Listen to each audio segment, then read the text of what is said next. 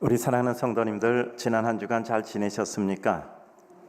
오늘 아침은 좀 춥다 생각이 돼서 이불을 끌어다 더 깊이 덮었습니다.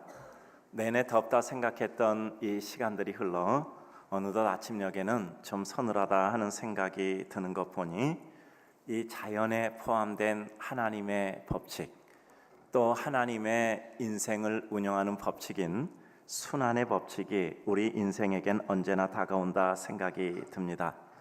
우리 성도님들 사는데 힘 많이 드시죠? 또 어려운 일도 있으시고 또 여러 가지 많은 고통과 가슴 졸이는 일이 계실 것입니다.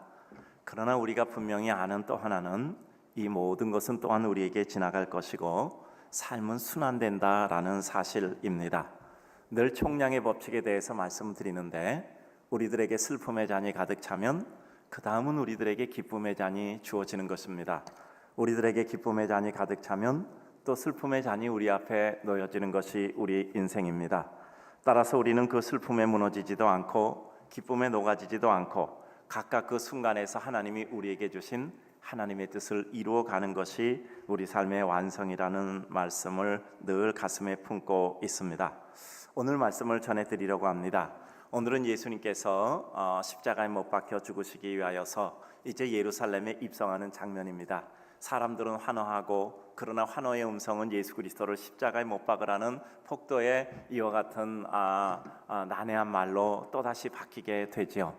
그러다 예수님께서는 십자가에서 절규하십니다. 나의 하나님 어찌하여 나를 버리셨나이까. 그러나 마침내 하나님의 뜻을 받아들이죠. 그것은 인생들을 위해서 십자가에 못 박혀 죽음으로 인생들의 죄를 대신해 죽으셔서 인생들의 죄의 문제를 해결해 주시는 겁니다. 하나님과의 관계 회복하고 인생에 영원한 생명의 구원 주시는 거죠.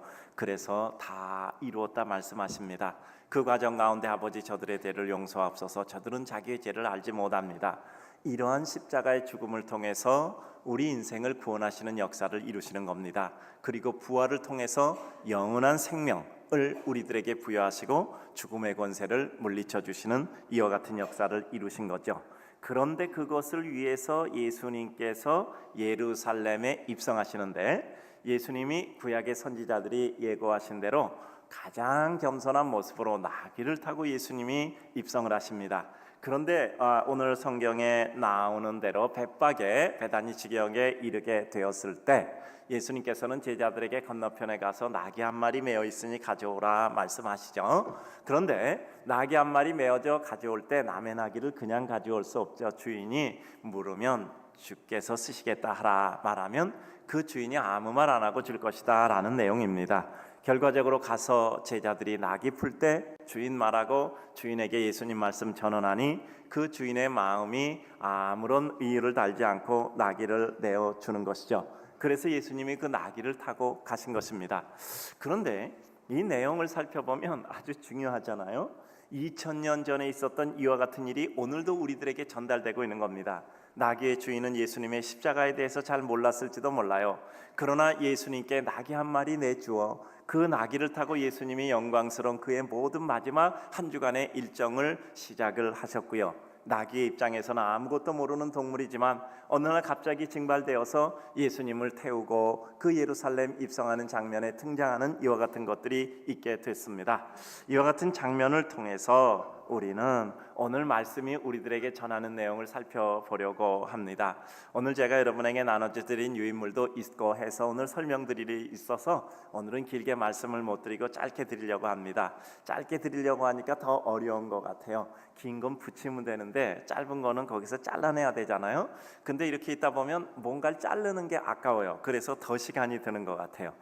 그래서 제가 더 노력을 한 설교니까 짧지만 더 주의를 기울여서 들으시기 바랍니다. 한 줄도 놓치지 않기를 바랍니다.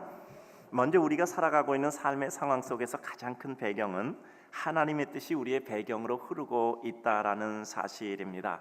역사와 사회 속에 사는 나를 생각해도 내 결정, 내 길, 그리고 나의 삶 모든 것도 마찬가지입니다. 결정하는 것이 무엇이냐? 그 삶의 배경을 보면 바람이 스쳐가고 사람의 마음이 흘러가고 내 마음 흘러가고 여러 가지 이러저러한 일이 일어나는 것 같은데 의외로 삶의 배경은 하나님의 뜻과 섭리가 흐르는 것입니다. 자, 봅시다. 오늘 우리가 이루어지는 장면을 보면 우리가 밥 먹고 살고 이렇게 얘기하고 나귀 한 마리 가져오고 나귀 한 마리 주고 이런 것 같은데 나귀의 문제가 아니라 예수님의 구속사에게 흐르고 있는 겁니다. 예수님이 인간을 위해서 십자가에 못 박혀 죽음으로 인간의 영원한 생명을 부여하시는 이와 같은 장면이 흐르고 있는 거예요. 나귀 한 마리 가져오고 나귀 한 마리 내주고 나귀 말장 등에 타고 사람들이 소리지고 이게 아니라 예수님이 인생을 구원하시는 거대한 구속사가 흐르고 있는 거예요. 그러니까 우리의 삶을 볼 때 내가 밥 먹고 옷 입고 잠자는 삶으로 볼 것인가, 내가 지금 어른거리는 삶의 흐름들이 하나님의 어떤 뜻을 이루면서 흘러가고 있는가를 우리는 봐야 된다라는 거죠. 그러니까 있는 상황 속에서 무엇을 봐야 되는가가 중요하다라는 것입니다. 제가 청년들에겐 자주 말씀드리고 우리 장년들에게도 말씀드렸죠. 우리가 책을 한 권 사요. 책상에 딱 놓는데 그 책을 사서 첫 페이지 넘기고 머릿말 읽고 그 다음에 페이지 보고 뭐 이렇게 차례대로 넘기면 절대 우리는 그 책에서 20% 이상을 건지지를 못해요. 우리가 언제든지 보잖아. 찾을 때는 스토리를 보고 그 다음에 등장인물을 보고 그 다음은 거기서 작중 의도를 보고 뭐 여러 가지 차례로 이제 거기서 느껴지잖아요. 깊이 생각하면 알수록. 근데 절대 1페이지부터 끝페이지까지 봐서는요 그 책의 20% 이상을 건질 수가 없습니다. 책을 갖다 놓고 앞에 놓고 첫째는 책의 냄새를 맡아야 돼요. 책의 향기를 느껴야 됩니다. 책의 제목을 보고 이 책에 무슨 내용이 있을까? 그리고 또 뿐만 아니라 우리는 뭘 보죠? 책의 목차를 보고 어떤 내용이 있을까? 어떤 내용을 썼을까라고 생각하고 책을 읽기 전에 자신이 그 책을 한번 써보셔야 돼요. 제목을 보고 목차를 보고 여러분이 책을 한번 써보셔야 된단 말이에요. 잠깐이라도. 그리고 책을 읽으셔야 돼요. 그래야 그 책을 쓴 사람에게 종속당하지 않고 그 책 속에서 유익한 것을 우리가 얻을 수 있는 것이 됩니다. 뭐가 되죠? 거기서 말하려고 하는 의도가 무엇인가를 정확히 파악하는 데 도움이 되는 거죠. 우리의 삶을 볼 때도 마찬가지입니다. 우리는 밥 먹고 사는 것 같아요. 옷 입고 사는 것 같아요. 잠자고 사는 것 같아요. 자동차 타고 사는 것 같아요. 그런데 우리는 뭘 봐야 되죠? 그 가운데 흐르고 있는 하나님의 뜻이 무엇인가? 우리는 결국 하나님의 뜻대로 되니까 그것을 붙잡아야 됩니다. 이상한 게 저는 요즘 설교 예화를 잘 안 쓰려고 얘기를 하는데요. 설교 예화를 하면 끝나고 나서 예화만 기억하고 성경 말씀은 기억을 안 해. 우리들의 삶 가운데 가장 중요한 것이 무엇인가를 생각할 필요가 있습니다.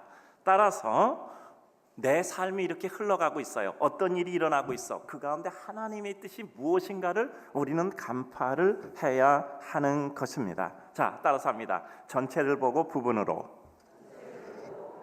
먼 것을 먼저 보고 가까운 곳으로, 잘 안 보이는 것을 먼저 파악하고 그 다음에 잘 보인 것으로 눈을 돌림. 이게 우리 삶의 당연한 논리가 아니겠습니까? 언제든지 전체를 보고 부분을 봐야 돼요. 먼 곳을 보고 그 다음에 가까운 곳을 보셔야 돼요. 그리고 잘 안 보이는 것을 눈에 띄는 건 다른 사람도 다 본 거야. 그거 봐야 별로 얻을 것도 없어요. 다른 사람 지나가면 다 볼 거 내가 봐서 그 뭔 유익이 있겠어요? 딱 보는데 안 보이는 게 뭘까? 다른 사람이 못 보는 게 뭘까를 먼저 생각하셔야 되잖아요. 그러면 거기서 나는 뭘 봐야 될까? 무엇이 없을까라고 생각할 때 다른 사람이 보지 못한 것을 보고 다른 사람이 느끼지 못한 것을 보고 그 다음에 눈에 보는 걸 한번 훑어보면 되는 것 아니겠습니까? 먼 곳을 봐야 구도 속에서 가까이 있는 디테일을 통해서 무엇인가 내가 전체 윤곽 속에서 의미를 파악하지 않겠습니까? 그러니까 우리는 흘러가는 내 삶 속에서 항상 놓지 않은 것은 하나님의 뜻이 무엇인가. 저 사람이 무슨 말을 해도 저 사람이 어떤 행동을 해도 삶이 어떻게 흘러가도 내 삶의 모든 것들이 흘러가도 그 가운데 하나님의 뜻과 의도는 무엇인가를 우리는 봐야 된단 말이에요.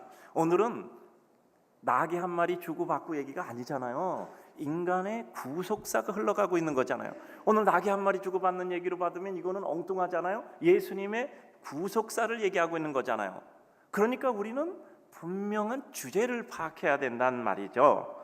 전체의 흐름과 방향을 파악했으면 이제 그러면 나의 그 그림 속의 구도 가운데서 나는 누구고 내가 갈 길은 무엇인가를 파악해야 합니다. 자, 전체 구도 속에서 하나님의 뜻이 흘러가요. 그럼 나는 누구지? 나는 뭘 해야 되지? 나는 어디에 있어야 되지? 나는 어디로 가야 되지? 이것이 우리들에게 파악이 돼야 되지 않겠습니까? 일단 뛰어나가 보고 나중에 내가 왜 뛰고 있는 거야? 왜 이렇게 힘들지 어렵지? 회의하는 것은 우리들에게 유익하지 않아요. 오래 생각하고 결정이 돼서 뛰는 겁니다. 어려움이 있어요. 힘들어요. 고통스러워요. 그때 나는 결정해 놓고 뛰었으니까 끝까지 간다 라고 생각하고 그때는 생각을 접고 정한 대로 가는 거예요. 그때 우리가 도착하지 않겠습니까? 우리 삶이라는 것은 먼저 뛰어나간 사람이 우승자 아니라고 말씀드렸잖아요. 마지막 골라인에 도착하는 사람이 우승자예요. 따라서 조금 늦은 것 같아도 생각의 논리를 결정하고 하나님의 은혜 가운데 확신을 가고 뛰어가고 그때 흔들리면 그때는 내 마음을 접고 하나님이 나에게 결정해 주신 것이니까 후회 없이 끝까지 간다라고 생각하는 거죠. 그래서 그 근거는 단순히 결정하는 논리를 세우는 근거는 내 마음에 드는 생각이 아니라 하나님의 뜻에 기반한 것이어서 그러기에 후회가 없는 것이어야 돼요. 내 신념, 내 성향, 내 경향 그리고 내 취향에 따라서 결정한 것은 시간 지나면 신념이 아무리 강해도 역사 속에 슬픈 실패자가 될 뿐입니다. 사람은 성향을 벗어나기 어려워요. 그런데 그럼에도 불구하고 믿음으로 그것을 능가해야 합니다. 그래요. 내가 가지고 있는 성향, 취향 그리고 나의 모든 기호 그리고 내가 가지고 있는 나의 신념과 틀 우리가 신념에 따라서 어떤 일을 하는 것은 우리가 어쩔 수 없다고 말할 수 있겠죠. 그러나 우리는 그것을 넘어서는 하나님의 뜻을 내가 내 삶에 적용하지 않으면 우리는 항상 그릇된 인간의 생각 속에 빠져 우리는 스스로 몰락하게 될 수가 있습니다. 우리는 내 뜻을 위해서가 아니라 하나님의 뜻을 이루기 위해서 나아가는 거죠. 하나님의 뜻을 내 뜻을 이루기 위해서 이용하는 것이 아니라 하나님의 뜻에 나를 복종해야 합니다. 우리 선교 가면 늘 얘기하잖아요. 절대 복종, 자기 연민에 빠지지 말라. 그리고 헌신하고 잊어버리라. 그래요. 절대 복종에 이 마음이 없으면 우리는 끊임없이 내 인간적인 생각이 일어나요. 그 자기 연민에 빠지게 되면 인생은 그냥 무너지는 거야. 나 불쌍해. 나 어렵게 살고 이렇게 힘들고 난 이렇게 행복하지 못하고 난 이렇게 고생해야 되고 이렇게 되면 우리 인생은 그냥 무너지는 거예요. 그 어떤 경우에도 자기 연민에 빠지지 않고 이것을 통해서 이룰 하나님의 뜻이 무엇인가를 생각하며 하나님이 나에게 이것을 주셨을 때 기쁨으로 주셨다면 내게는 슬픔으로 보이는데 그런 기쁨의 의미를 찾아 내가 그것을 누려야 되겠다라는 마음으로 나아가는 것이지요. 그래요. 가야 할 길이 정해졌다면 나는 어떻게 함으로 그 일을 가장 잘하겠는가를 파악하는 거죠. 능력의 파악, 기질과 성향의 파악, 그리고 정서의 파악. 그리고 그냥 갈 것인가 수정할 것인가 아니면 내가 얼마나 견딜 수 있을 것인가. 나는 항상 어느 지점에 가면 꺾이잖아요. 그때 나는 그 지점에서 꺾일 때 나는 어떻게 할 것인가 그리고 나는 그것을 어떻게 대책을 세워서 결정할 것인가를 미리 생각해 보지 않으면 우리는 늘 당황하잖아요. 내가 행복한가? 다른 사람 행복하게 해줄 수 있는가? 내가 하나님의 뜻을 바로 이루어드리게 할 것인가? 나를 생각해야 되죠. 따라서 합니다. 수용, 실행, 수정. 수용할 것인가, 실행할 것인가, 수정할 것인가 우린 결정해야 되고 어느 부분을 수용하고 어떤 부분을 실행하고 어느 부분은 또 내가 수정해서 갈 것인가를 생각해야 돼요. 한 번 마음 먹어서 끝까지 갈 수 있는 일은 거의 없습니다. 10번 뒤집어요. 그러다 보면 우리 마음도 흔들리는 것이죠. 그래요. 내가 실패할 것을 두려워해서 어떤 일을 못한다는 것이 아니라 내가 실패를 할 것은 당연하고 어려움이 있을 것은 당연하고 이 앞에 있는 일이 아무리 좋은 것 같아도 뒤에 가서 10번 뒤집혀지는데 결국 그럴 때 내가 어떻게 대처할 것인가를 생각해야 되지요. 그래서 우리는 이를 결정하는 겁니다. 작은 분노에 나를 던지지 말고 결국 어떤 순간도 나는 나를 회복하여 끝까지 가는 것이죠. 그래서 우리들에게 가장 중요한 것은 내 논리가 하나님의 뜻에 근거하여 이루어질 때 후회하지 않고 하나님의 뜻을 이루기 위해서 가는 것입니다. 오늘 성경을 보면 한 가지 분명히 봐야 돼요. 오늘은 낙이 한 마리 주고받고가 아니라 그 가운데 예수 그리스도의 인간을 구원하는 구속사가 흐르고 있는 겁니다. 내 삶에 사람과의 관계라고 생각하십니까? 일과의 관계라고 생각하십니까? 모든 정세와 상황이라고 생각하십니까? 하나님의 뜻이 어떻게 흐르고 있고 하나님의 뜻이 무엇인가를 파악하는 것이 우리가 주제를 파악해내는 거예요. 우리 인생의 가장 중요한 것은 지금 요 문단의 주제가 무엇인가 그 본질을 파악해서 그걸 하는 거잖아요. 10가지 100가지 할 수 없으니까. 그래서 우리는 언제나 하나님의 뜻이 무엇인가를 봐야 합니다. 어려울 때 하나님의 뜻이 무엇이고 기쁠 때 하나님의 뜻이 무엇이고 지루하고 답답할 때 하나님의 뜻이 무엇인가. 그 다음은 주가 쓰시겠다고 하라. 그 파악한 상태에서 우리가 할 수 있는 가장 좋은 일, 큰 일이 무엇일까요? 주님께 나를 드리는 것이 우리의 가장 큰 축복입니다. 나귀 주인, 제자들 모두가 하나님의 뜻이 이루어지고 주님이 구속사역을 이루는데 일조를 하게 된 것이죠. 내가 어떤 생각, 계획을 가지고 있어도 주님께서 나를 쓰시겠다고 하면 기꺼이 나를 내어드림이 내가 할 수 있는 나의 최선이요 나의 행복인 것이죠. 결국 그것이 우리 인생에 남는 것입니다. 우리 빈손으로 왔잖아요. 갈 때도 빈손으로 가는 겁니다. 이 세상 떠날 때 빈손으로 가죠. 저희 교회 장례 참 많이 진행했잖아요. 저희 교회 제가 장례 제일 많이 이렇게 진행했던 데가 보니까 한 해 200가정이었어요. 장례를 한 해 200번을 갔더라고. 가장 많았던데 이제까지 27년 동안 있으면서. 그래요. 뭐 지난번에도 보고 하는데 뭐 한 달 사이에 장례가 14번인가 있었대요. 근데 그 중에서 목사님 2번 빼고 다 가셨다고 뭐 이런 얘기 하시더라고요. 근데 저는 장례를 굉장히 중요한다고 수없이 말씀드리잖아요. 우리 인생이 세상 떠나는 것은요, 하나님 나라 갈 때 이렇게 쪼그라지고 망가진 모습으로 가는 게 아니라 가장 꽃피운 완전한 성도로서 천국에 입성하는 거예요. 천국에는 찌그러진 모습으로 가는 게 아니라 꽃 피어진 모습으로 가는 거예요. 그래서 우리 성도가 세상을 떠나는 그 기준은 가장 아름다운 꽃으로 피어나는 순간이요. 그렇기 때문에 저는 장례를 굉장히 중요하게 여겨요. 그래요. 우리 인생 근데 갈 때 보면 다 초라한 모습으로 가잖아요. 결국 우리 인생에 주어졌던 모든 소유라는 게 뭘 의미할까요? 관리와 사용의 권한이 있잖아요. 어떻게 그것을 잘 관리하고 내 인생, 내 삶, 내 힘, 내 능력, 내 학식, 내 가지고 있는 소유, 그리고 내 가지고 있는 모든 관계와 이해 능력, 그 모든 것을 내가 어떻게 사용하고 가는가가 우리 인생에 있어서 잘하고 못하고의 결과이죠. 내가 주님께 나를 내어 드려도 그렇지 않아도 결과는 똑같아요. 이게 뭐죠? 아브라함의 여호와 일의 순간이잖아요. 아브라함은 25년 만에 얻은 아들이 소년이 되었을 때 그 이삭을 모리아산에 제물로 바쳐라 할 때 이게 사람이 할 수 없는 일이잖아요. 근데 아브라함은 그때는 깨달았던 거예요. 이래도 저래도 결과는 똑같아. 내가 이삭을 품고 있으나 하나님께 내어놓나 결과는 똑같아. 여러분 결과 똑같아요. 그러니까 그럴 바엔 내가 하나님 앞에 제물로 드리자고 모리산에 가서 제물로 드리려고 할 때 하나님께서 미리 준비한 양을 가지고 제사를 드리게 하고 아브라함을 믿음의 조상으로 세워주신 거죠. 야곱도 마찬가지잖아요. 마지막으로 베냐민을 애굽으로 보내야 되잖아요. 근데 요셉도 죽은 줄 알았는데 마지막 자기가 사랑하는 이와 같은 베냐민을 줄 수 없을 때 그는 어떻게 합니까? 내가 보낸다고 그가 죽는 것도 아니고 내가 품고 있는다고 그가 사는 것도 아니고 결국 하나님의 뜻이니 하나님께서 결정하리라 생각하고 그는 베냐민을 보내잖아요. 이와 같은 과정을 통해서 그는 믿음의 조상으로 이와 같이 성화되는 것이잖아요. 결과는 똑같습니다. 붙들고 있어도 놓아도 결과는 똑같아요. 아까 말씀드렸죠? 우리 인생을 결정하는 것은 큰 배경 속에서 하나님의 뜻이란 말이에요. 그래요. 우리가 이 큰 게 모든 요소들인데 뭘 봐는가? 전체를 딱 보고 하나님의 뜻이 이렇게 흐르는구나 라고 파악하면 우리는 본질을 잘 파악하고 주제를 잘 파악하는 것이죠. 우리가 어떤 사람의 실제를 알면 그를 대하는 마음이 달라집니다. 근데 어떤 사람의 실제를 모르면요 우리는 잘 모르죠. 제가 전에 터닝맥 카드를 이렇게 한 박스를 이렇게 사다 놨어요. 그리고 피카츄 인형하고 한 20개씩 사다 놨어요. 여자애들은 피카츄 인형 주고 남자애들은 터닝맥 카드를 모르는 불쌍한 이들이요. 그래 애들이 좋아하는 장난감이요.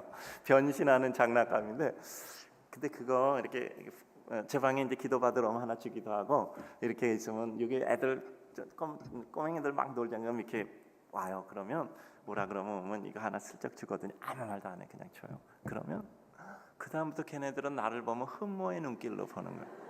그리고 어떻게 하면 부모의 눈길을 피해서 나에게 몰래 접근할까? 부모가 알면 안 되거든. 자꾸 왜 목사님한테 그러냐 그러고 뭐라 그러는지 알아? 목사님 또 하나 주면 안 돼요. 이렇게 얘기하는 거예요. 그래요. 그리고 자꾸 제 방을 기웃기웃해요. 저 방에서 뭐가 나오는데 이렇게 생각하는. 그리고 저를 볼 때 아주 흠모의 눈길로 봐. 인사도 잘하고. 왜죠? 아는 거잖아. 우리 목사님은 나한테 장난감을 주셔. 우리 목사님 나한테 장난감을 주셔. 우리가 하나님을 알면 하나님은 어떤 눈길로 보겠어요? 그러니까 믿음은 체험을 통해서 강해지는 거라니까요. 내가 하나님께 기도하는데 응답을 받았다. 그럼 하나님께 대하는 내 마음이 달라지잖아. 상대를 알 때 내 마음이 달라지는 거예요. 그러니까 믿음은 체험을 통해서 강해지는 거라니까요. 그래서 우리 인생의 가장 큰 축복은 하나님을 아는 거예요. 하나님을 아는 순간 우리 마음이 달라지는 거죠. 그래서 하나님이 원하는 일이 내 기쁨 되고 그 기쁨이 나의 삶에 많은 일들을 능가하는 더 큰 기쁨이 될 때 우리는 우리 인생에 참된 기쁨이 있는 거죠. 여러분, 우리가 하나님 앞에 울며 불며 기도했어요. 그리고 감격으로 마감을 하게 되는 것이 인생이잖아요. 그 가운데 우리는 결국 빈손으로 가는 이 삶 가운데서 내가 하나님께 간절히 기도하고 뭔가 아름다운 헌신해서 하나님이 내게 축복하셨어. 그러니까 내가 하나님, 내가 이렇게 헌신했으니까 나에게 은혜를 주세요. 훌륭한 믿음입니다. 더 훌륭한 믿음은 내가 하나님 앞에 이렇게 헌신하고 수고하고 애썼는데 나에게 뭘 주십시오 하는 것보다 그것을 그냥 드리고만 싶어. 하나님께 예배도 드리고, 우리가 예배 드릴 때 하나님 내가 예배 드리니까 나에게 축복해 주세요. 이제는 이런 정도 아니잖아. 내가 하나님께 예배를 드리는 것만 해도 기쁘고 감사하잖아. 그렇잖아요. 세 번째는 좋은 일하고 잊어버려. 왜 그런지 아세요? 날마다 좋은 일 하니까 이게 좋은 일인지도 모르고 당연한 거예요. 그러니까 자꾸 좋은 일 10년 전에 한 것이 자꾸 생각나는 사람은 10년 동안 좋은 일 한 번도 안 한 거야. 그러니까 오른손이 하는 일을 왼손이 모르게 하라는, 굳이 뭐 감추고 뭐야 왜 안 감추네 이거 말할 필요 없어. 날마다 하면 그거 하고 안 하고 말하고 안 하고는 아무 의미가 없어지는 거예요. 그래요. 그래서 우리는 하나님의 은혜 가운데 정말 하나님을 사랑하게 돼야 돼요. 여러분, 어떤 사람을 좋아했어. 그 사람에게 내가 뭐 사랑도 하고 뭐도 많이 줬어. 근데 그 사람이 내 마음에 아픔을 끼치고 갔어. 그때 내가 그 사람을 정말 사랑했는가 안 하는가를 스스로 판단해 보세요. 그 사람이 내 마음에 상처를 주고 왔어. 그때 내가 저렇게 사랑하고 그에게 모든 걸 베풀고 그랬는데 내 마음에 상처를 줬구나라고 상처를 받는 것은 조금 사랑한 거예요. 많이 사랑하면 상처를 안 받아요. 내가 조금 더 주지 못해서 안타깝다. 그저 내가 조금 더 줄 수 있었으면 좋은데 그때 내가 좀 이걸 좀 더 줬으면 좋겠는데 이런 마음이 드는 거예요. 그리고 지금 내가 줘도 그는 받지 않겠지. 그러니까 멀리 다른 사람을 통해서인가 다른 방법을 통해서 그에게 계속 주고 싶어 해요. 이건 정말 사랑한 겁니다. 여러분, 사람을 사랑하셨습니까? 그 사람에게 상처받으면 여러분은 그 사람 사랑한 거 아니요. 사랑하면 상처 안 받아요. 상처 안 받아요. 오히려 좀 내가 그를 끝까지 지켜줘야 되는데 내가 그를 지킨다는 것도 그는 싫어할 거야. 그러면 나는 보이지 않는 가운데, 느끼지 않는 가운데서 내가 그에게 뭔가 힘이 돼야지라고 생각하는 겁니다. 우리의 삶 속에 하나님을 알고 사랑하면 내가 하나님께 뭔가를 드릴 수 있고 하나님 위해서 뭔가를 생각할 수 있고 아낄 수 있다는 것이 그렇게 내 기쁨이 되는 거예요. 여러분, 우리가 인생들 사랑할 때 그렇잖아요. 내가 그에게 뭔가를 줄 수 있다는 게 그렇게 감사, 그가 나에게 받아주기만 해도 감사한 거죠. 그래요. 우리 삶의 의미는 무엇일까 생각하고 마치려고 합니다.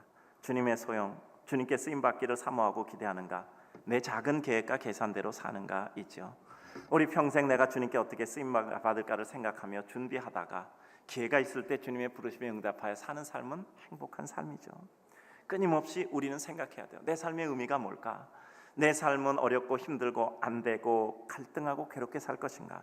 아니면 순간마다 그 어떤 순간에도 내가 하나님의 뜻을 이루어 갈 수 있는 것은 무엇인가를 생각하고 산다면 얼마나 행복한가를 생각합니다. 우리 어려운 거 생각하면 한없이 어려워요. 마음 속상하는 거 생각하면 한없이 속상하잖아요. 그러나 그 가운데도 하나님이 나에게 이렇게 가슴 아프고 속상하게 하셨을까? 아니면 이 가운데 뭔가 아까 뭐라 그랬죠? 보이지 않는 것 찾아서 봐야 되잖아요. 내 눈에 띄지 않는 것 눈을 열어서 봐야 되잖아요. 내가 확보하지 못한 의미 확보하는 거죠. 다시 한번 할까요? 자, 따라서 합니다. 먼저 멀리, 나중에 가까이. 그리고 이게 보는 두 번째는요, 전체를 보고 부분을 보고, 보이지 않는 것을 먼저 보고 보이는 것은 나중 보고. 그래요. 날마다 속상한 건 그냥 눈만 뜨면 속상한 건 다 보여. 근데 눈 떠서 보이지 않는 거 봐야 되잖아. 나를 기쁘게 할 게 어디 있을까라고 유심히 살펴보면 어느 날 보이잖아요. 깜깜해서 안 보여? 그럼 눈을 더 감으세요. 그럼 더 깜깜해지면 그 다음에 깜깜한 중에 보이는 게 있다니까. 칼럼도 안 읽으셨구나. 딴 교회 다니셔서. 그래요. 나는 정말 주님을 믿고 기대하는가? 설사 주님 때문에 내가 어려워져도 내가 다른 것으로 어렵지 않고 주님 때문에 어려워졌다면 얼마나 감사한가. 진정한 은혜는 대가를 바라지 않고 그를 위해 내가 무엇인가 줄 수 있다는 것만 해도 행복이고 은총일 때 진정한 감사죠. 내가 주님께 드렸더니 내가 잘 됐다 그래서 기쁜 게 아니라 내가 그냥 주님께 드리기만 했더니 내가 너무 행복하고 기쁘다 라는 것이 우리 삶의 가장 큰 은혜이지요. 우리는 본질이 뭔가를 봐야 된다고 늘 말씀드리잖아요. 오늘은 나귀 한 마리 주고받고가 이게 아니잖아. 그 가운데 예수 그리스도의 거룩한 인류를 구원하신 구속사에 대해서 오늘 말씀하시는 것. 그 가운데 조그만 모습으로도 쓰임받았다면 얼마나 행복한가. 2000년이 지나서 어떤 사람이 어떤 옷 입고 어떤 행동이 있는지 어떤 집에 살았는지 우리는 몰라요. 그리고 그건 의미도 없어요. 그런데 오늘 이 사람은 자기도 모르는 사이에 예수님의 구속사 가운데 작은 한 부분 거기 동참을 했어요. 결국 순간마다 우리는 우리 인생을 어떻게 살고 어떻게 남기고 갈 것인가를 결정하는 것입니다. 사랑하는 우리 성도님들, 삶은 힘든 거예요. 마치 우리를 속이는 것처럼 늘 내가 마음먹은 대로 안 돼요. 그러나 그 가운데 고민하고 괴로워하고 힘들어만 하지 않기를 바랍니다. 그렇다고 해서 우리들에게 달라지는 게 없어요. 우리는 그 가운데 하나님의 뜻을 보는 겁니다. 우리의 가장 큰 축복은 뭐죠?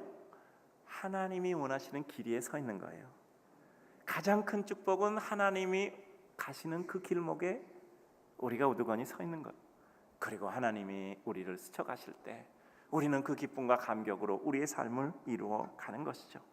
우리 사랑하는 성도님들에게 하나님의 영광과 은총이 함께 하셔서 주의 뜻을 이루는 거룩함이 있기를 주님의 이름으로 축복합니다.